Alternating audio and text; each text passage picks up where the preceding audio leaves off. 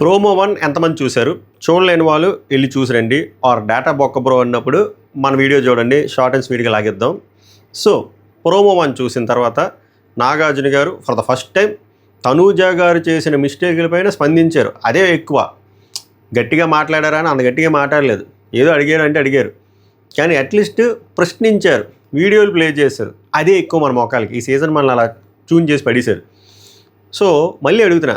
ఎంతమందికి ప్రోమో చూసిన తర్వాత కూడా తనూజ ఇంకా ఓవర్ యాక్షన్ చేసింది అని అనిపించిందో బలంగా లైక్ చేయండి.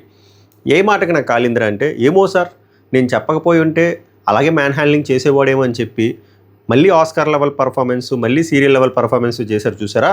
అక్కడ నాకు ఎక్కడ కాలాలి అక్కడ కాలింది. ఎందుకు, ఏంటి, ఎలా అని చాలా స్పష్టంగా మాట్లాడతా. పోన్లే for the first time at least demand పవన్కి స్టాండ్ అని అంత పెద్ద పదం వాడినా కానీ అట్లీస్ట్ డిమాండ్ పవన్ తప్పు లేదురా స్వామి అని చెప్పి ఒక వీడియో వేసైనా చూపించారు. దానికి దండవరా దోత అని చెప్పి మనం దండం పెట్టవచ్చు మన హోస్ట్ సార్కి, బీబీ మేనేజ్మెంట్కి. సో ప్రోమో 1 గురించి మాట్లాడదాం, అలాగే ఎలిమినేషన్ గురించి ఒక క్లారిటీ ఇస్తాను. సో వీడియో చూసి ముందు లైక్ చేసి చూడండి, ఎక్కువ మందికి రీచ్ వెళ్తుంది. మీ విలువైన ఒపీనియన్లు మాత్రం కామెంట్ చేయండి. సబ్స్క్రైబ్ చేయకపోతే it's worth to subscribe my reviews. 70,000కి దగ్గరలో ఉన్నాం. ఎలిమినేషన్ అప్డేట్ ముందు ఒకసారి చెప్తా.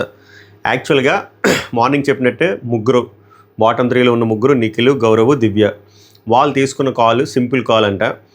వీళ్ళిద్దరు వల్ల నో కంటెంట్, గౌరవ్, నిఖిల్ వల్ల నో కంటెంట్. సో వాళ్ళు ఆల్రెడీ బాటంలో ఉన్నారు, వాళ్ళు లేపుదొబ్బారు. సింపుల్, వాళ్ళని ఎరుపప్పలు చేశారు. ఇంకోటి ఫ్యామిలీ వీక్ వచ్చిన తర్వాత ఆల్రెడీ సంజన గారు వాళ్ళ హస్బెండ్, ఆయనకి తెలుగు రాదు, తనుజ వాళ్ళ ఫాదర్కి తెలుగు రాదు, నిఖిల్ వాళ్ళ పేరెంట్స్కి తెలుగు రాదు, గౌరవ్ వాళ్ళ పేరెంట్స్ తెలుగు రాదు. ఇది తెలుగు షోవా ఏ షోవా అని చెప్పి వాళ్ళకి ఇప్పుడు డౌట్ వచ్చిందని ముందు రావాలి కదా. సో ఎలాగో కంటెంట్ రావట్లేదు, ఓట్ అంత లేదు, పెద్ద పిఆర్ యాక్టివిటీస్ కూడా లేదని చెప్పి లేపేశారు. వాళ్ళని లేపేబోతున్నారు. సాటర్డే ఎపిసోడ్లో నిఖిల్ని లేపేశారని టాకు. సండే ఎపిసోడ్లో దివ్యకి గౌరవ్కి మధ్యలో ఏదో ప్లాన్ చేయబోతున్నారంట. ఇంకా ఇప్పటికి కూడా గౌరవ్ ఎలిమినేట్ అవ్వలేదు. బట్ బజ్కి వెళ్ళిన క్వశ్చన్స్ ప్రకారం ఎవరైనా, నేననే కదా ఎవరు చెప్తున్నా కూడా బజ్కి వెళ్ళిన క్వశ్చన్స్ ద్వారా చెప్తున్నారు అంతే. స్టిల్ నాకు వచ్చిన ఇంకో టాక్ ప్రకారం దివ్య చుట్టూరు నడిపిస్తారు, ఏదో సంథింగ్ ఏదో చేస్తారు, అది తనూజ స్టోన్ ద్వారా అవ్వచ్చు, ఏదో ఒకటి చేస్తారు అని అంటున్నారు.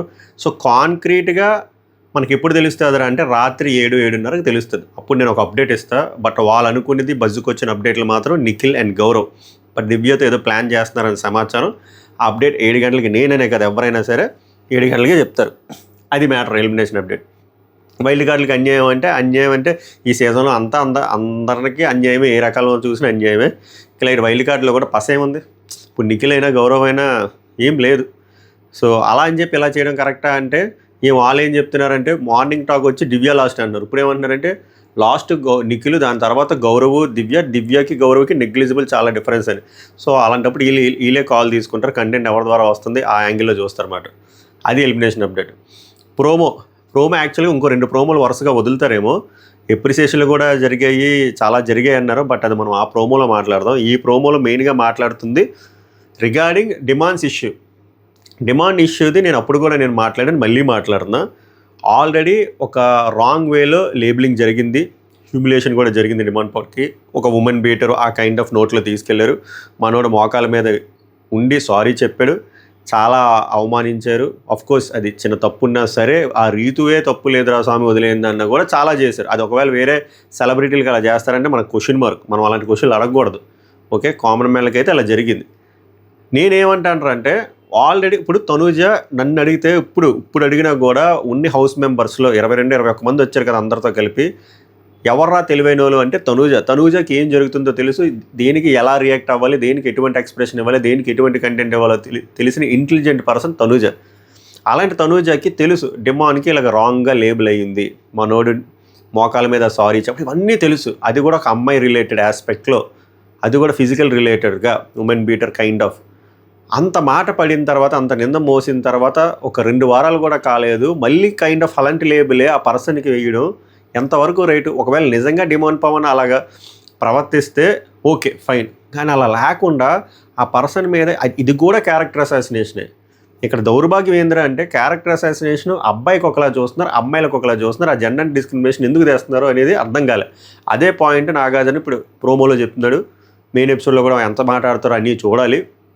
జెండర్ డిస్క్రిమినేషన్ లేదు, everyone is same, everyone is equal, సుకుమారం బొక్క ఇవేమీ లేదని చెప్పి ఆయన చెప్తున్నట్టు గట్టిగా చెప్పొచ్చు, చెప్పలేరు, అది వాళ్ళ బలహీనత. బట్ అట్లీస్ట్ అడ్రస్ చేసి వీడియోలు ప్లే చేశారు కాబట్టి జనాలకైనా ఇప్పుడు క్లియర్గా అర్థమవుతుంది. అక్కడ మ్యాన్ హ్యాండ్లింగ్ లేదు. ఫస్ట్ నేను అడుగుతా తనూజ ఫ్యాన్స్ కానీ, తనూజ డైహార్డ్ ఫ్యాన్స్ కానీ, తనూజ పిఆర్లకు కానీ, డిఫైన్ ఫోర్స్ అంటే ఏంటి, అలాగే డిఫైన్ మ్యాన్ హ్యాండ్లింగ్ అది చెప్పండి.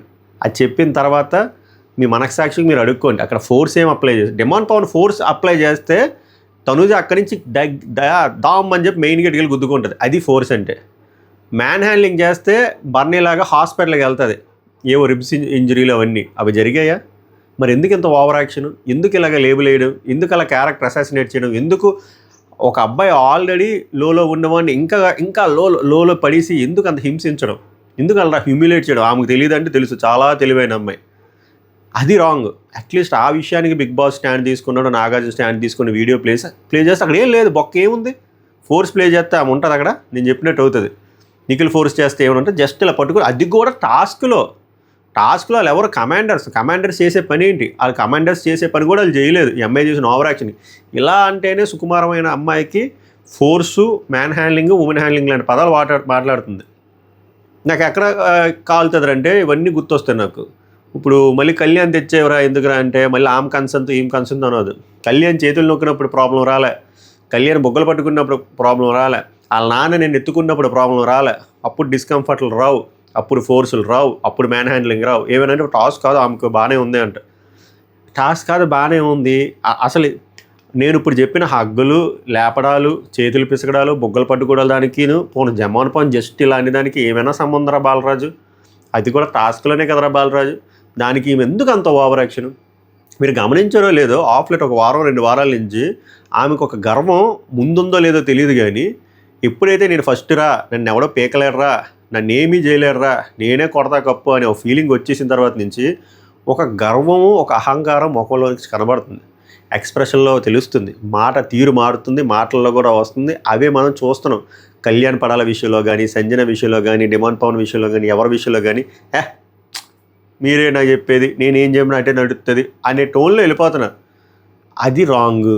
అది ఇప్పుడు తెలివైంది కాబట్టి అర్రే ఇది బయటికి ఇలా వెళ్ళింది కాబట్టి మనం సెట్ చేసుకుందని చెప్పి మళ్ళీ అక్కగారు సీరియల్ మోడ్లోకి వెళ్తారు. బట్ అట్లీస్ట్ అది ఎక్స్పోజ్ చేసినందుకు మనం థ్యాంక్స్ చెప్పాలి.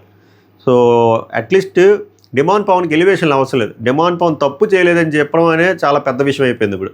సో అట్లీస్ట్ ఇప్పుడు డిమాండ్ పవన్ ఫ్యామిలీ అయినా, డిమాండ్ పవన్ ఫ్యాన్స్ అయినా, జనరల్ ఆడియన్స్కైనా పోన్లేరా అబ్బాయి తప్పు చేయలేదు, అలా నిందేశారు, ఇప్పుడు క్లారిటీ వచ్చింది కదా అని చెప్పి ఒక కంక్లూజన్ ఇచ్చారు. దానికి సభకు నమస్కారం బిగ్ బాస్ టీమ్కి.